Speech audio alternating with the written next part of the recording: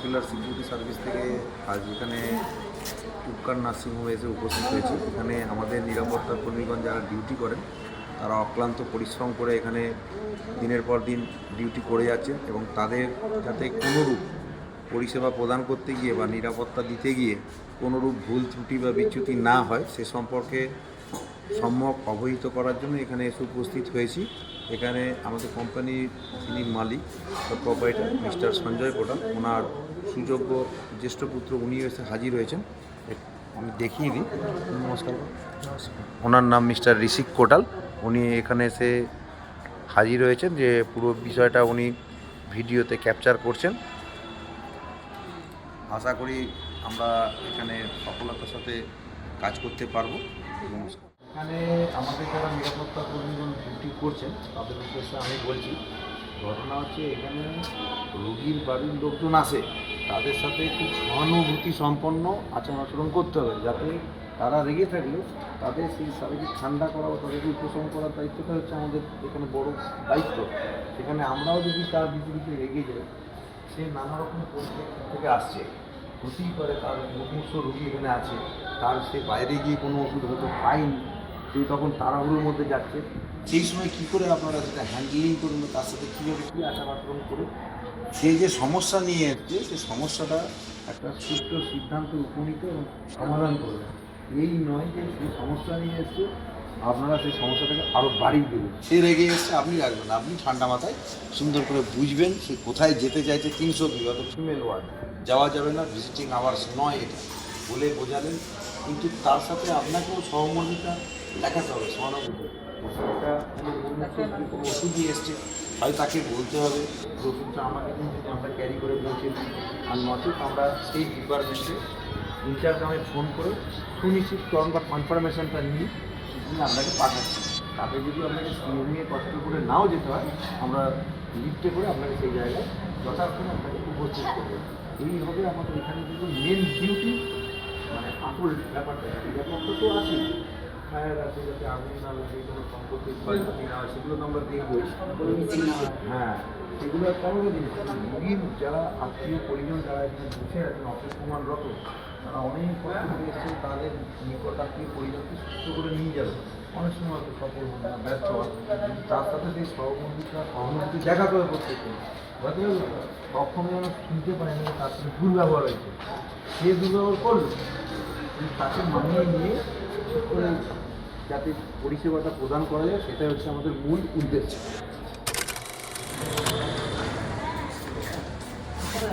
আমি থার্ড ফ্লোরে যাবো, আমার ব্যাপার আছে। আমার তো এমার্জেন্সি পারপাস আছে, তো আমার তো অফিসটা দিতে হবে। তাহলে আমি কি সিস্টেমটা ফলো করে নিয়ে আপনাকে পাঠাই? ঠিক আছে, করে নিন, তাহলে কোনো অসুবিধা নেই।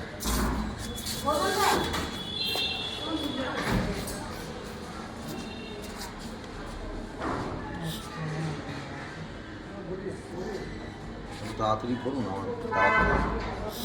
হ্যাঁ ঠিক আছে। বাঁ দিকে দাঁড়াতে না, আপনি লিখতে যেতে পারেন, এই যে এগুলো থাকলে তো আপনি বুঝতে পারবেন। আচ্ছা ঠিক আছে।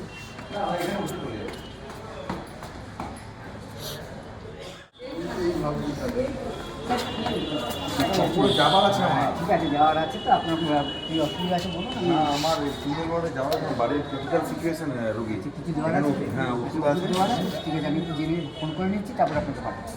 স্যার দেখুন, আমার একটু দাঁড়ানো ঠিক আছে, ভিজিটিং আওয়ার্স আমি জানি, কিন্তু না হলে আমার তো কিছু করার নেই না। আপনাদের তো অনেকক্ষণ বলেছি। আচ্ছা, ওষুধটাকে আপনি দিয়ে দিতে পারবেন? আপনাকে দেখেছিলাম আমি, সেটা করলেও হবে না, আমাকে কিন্তু দেখা। আচ্ছা, আপনি এক কাজ করুন, হয়ে গেছে, আপনি লিখতে চলুন। ও, লিফটে যেতে পারবো? ঠিক আছে।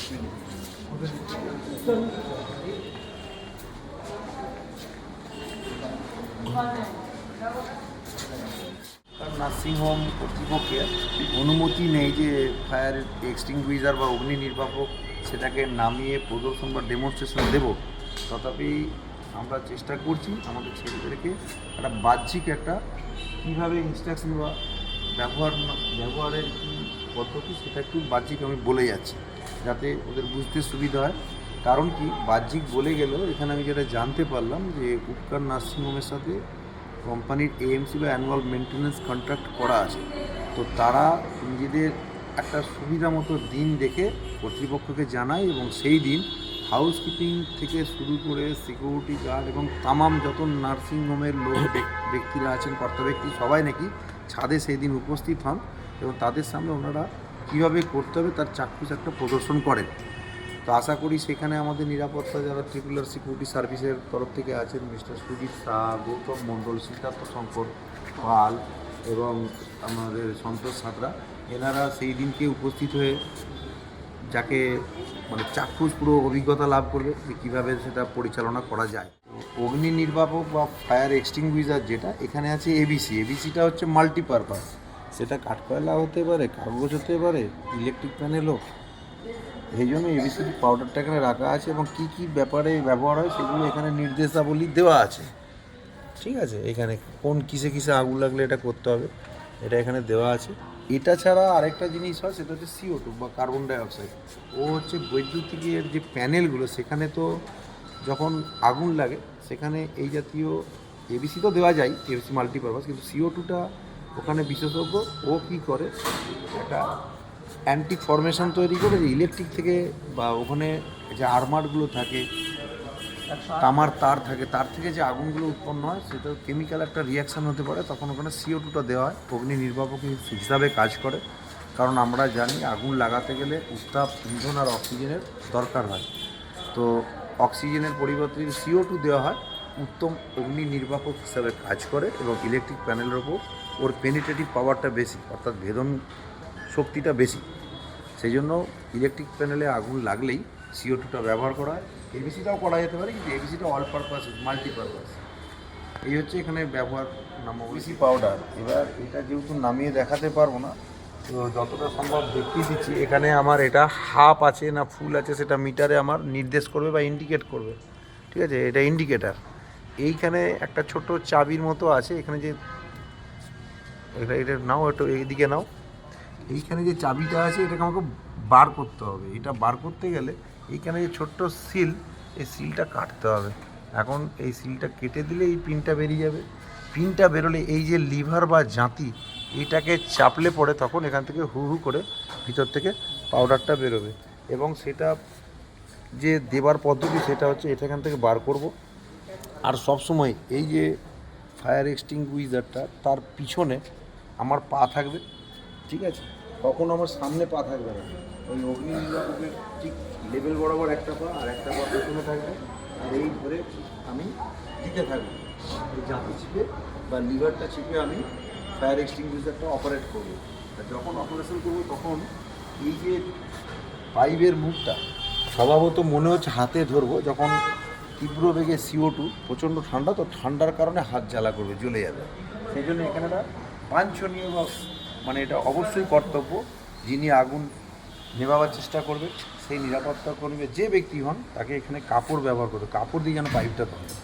তাহলে কী হয়, যখন তীব্র গতিতে ভিতর দিয়ে CO2 বা এবিসি পাউডার দেবে তার কারণে যে ঠান্ডা উৎপন্ন হয়, ঠান্ডাতেও হাতটা জ্বলে যায়, ধরে রাখতে পারবে না। সেটা সুবিধা করার জন্য এখানে এর মুখে, পাইপের ঠিক শেষ প্রান্তের মুখে মোটা একটা কাপড় ছিটিয়ে ধরে রাখতে হবে এই জায়গাতে, যাতে এটা দ্বিতীয় বা চালাতে সুবিধা হয়। যে মাস্টারগুলো আছে ওগুলো ব্যবহার করলেই সব থেকে যথোপযুক্ত হবে।